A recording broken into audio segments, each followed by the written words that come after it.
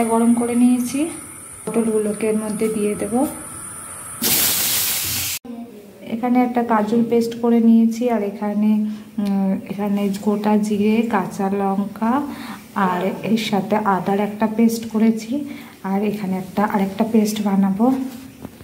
এর মধ্যে দেব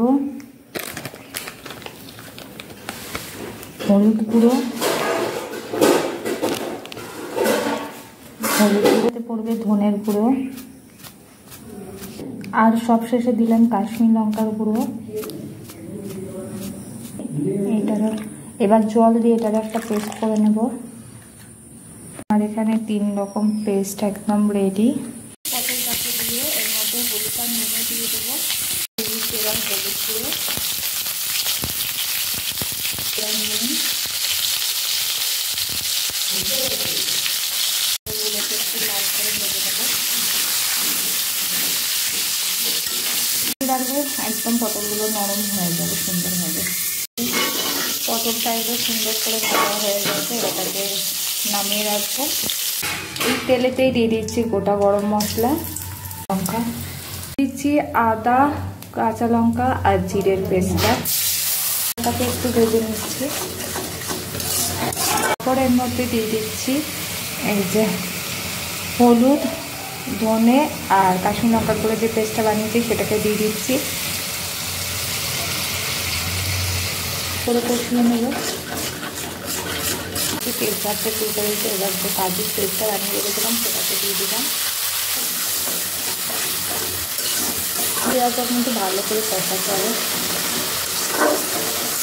নাহলে কড়াই তলা কিন্তু লেগে যাবে। সুন্দর কালারটা হচ্ছে, আর উপর থেকে তেলে ছাড়তে শুরু করে দিয়েছে। এই সময় এর মধ্যে দিয়ে দিচ্ছি অপূর্ব সুন্দর একটা কিন্তু এই সময় গন্ধ বেরাচ্ছে।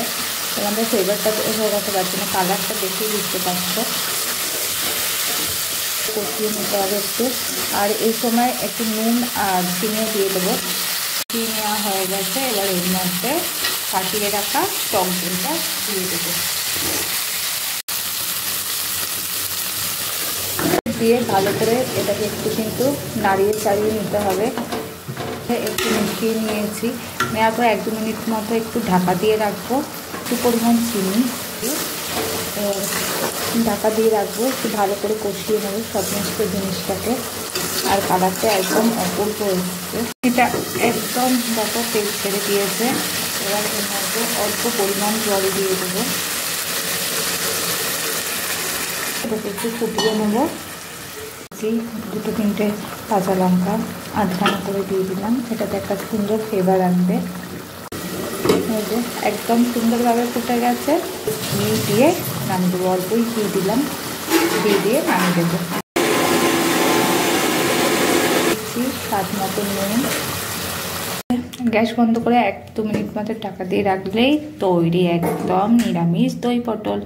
এটা থাকলে কিন্তু এমনিই ভাত খাওয়া হয়ে যায়। আর কি সুন্দর কালার এসছে দেখতেই পাচ্ছ, দুর্দান্ত হয়েছে খেতে। কিন্তু একটু চেখে দেখেছি।